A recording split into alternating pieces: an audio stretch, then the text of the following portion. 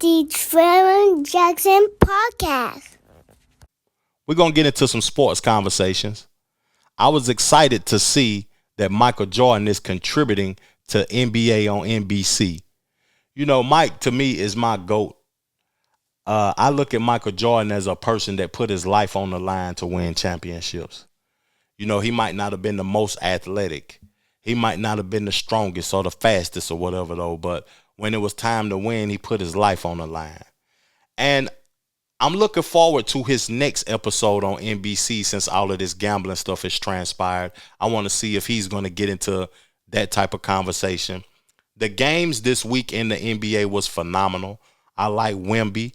I like Shai Gilgeous-Alexander. He's standing on business, stomping on business. I'm looking forward to seeing Ja Morant do his thing and smashing on niggas and stuff again. The Charlotte Hornets don't look too bad neither, though, to be honest with you. Basketball is in a great place, and I'm just looking forward to seeing Chuck, Shaq, and them boys on TNT. Well, they ain't on TNT no more. I'm just excited, y'all. My fault. But inside the NBA has switched to ESPN. And it was dope still. Ain't nothing changed. I thought they was going away when TNT was getting rid of them, but ESPN picked them up, said this show is too good to let it go. So, you know, I'm excited about that. But let's get into this Michael Jordan clips, though. Let's go. Jordan has won it. A spectacular ball. It is Michael Jordan time. Yes. It's amazing. You never really know when you're in the prime of your career how much time you really do not have for family. That's what I have time to do now. I mean, the most valuable asset I have is time. Right. So that's probably why you don't see enough of me, because that time I'm trying to spend with family members and things that I've been missing out on for such a long time. Do you ever pick up a ball and just shoot? I haven't picked up a ball in years. No, come on. Just like walk past. There's got to be a hoop somewhere at your place. You don't see a hoop anywhere around here, right? I don't. Wait, It's a seriously, reason. the last time you picked up a basketball and shot it? I was at the Ryder Cup, Yeah, and I rented a house from the owner. sure. He came over to do pictures. He had grandkids.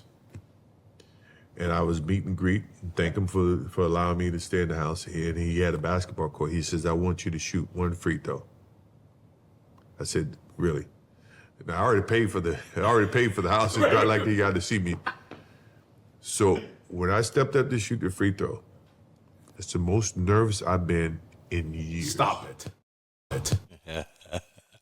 Hey, I can't quit thinking about what one of my partners said on his show the other day. Michael Jordan talking about that was the most nervous he been in years. Shooting the ball for the little white boy.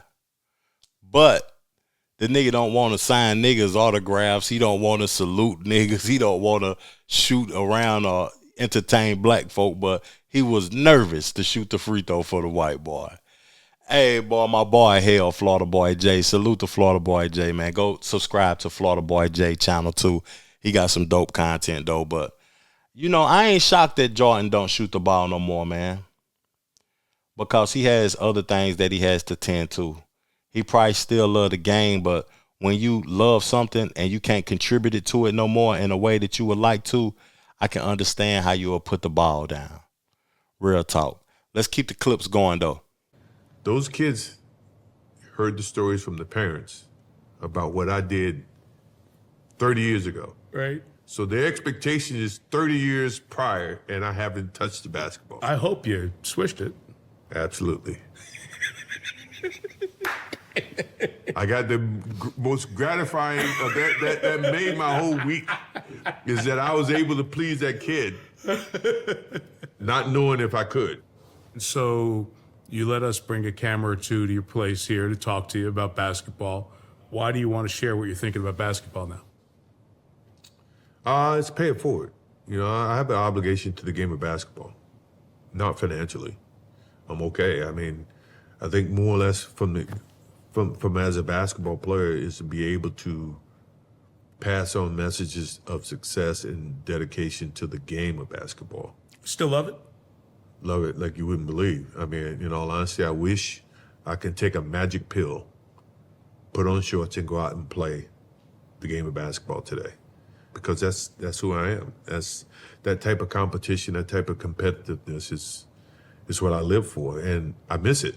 I miss that aspect of playing the game of basketball, being able to challenge myself against what people see as great basketball.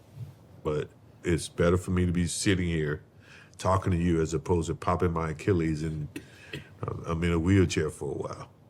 But it's nice to be able to share the things that can still make the game great going forward from your perspective. Yeah, I think one of the things why I did this is, as professional athletes, we have an obligation to pay it forward. You know, that's part of what, you know, this is all about, is to pass it, pay it forward. You know, I like the fact that he said he feels obligated to pay it forward.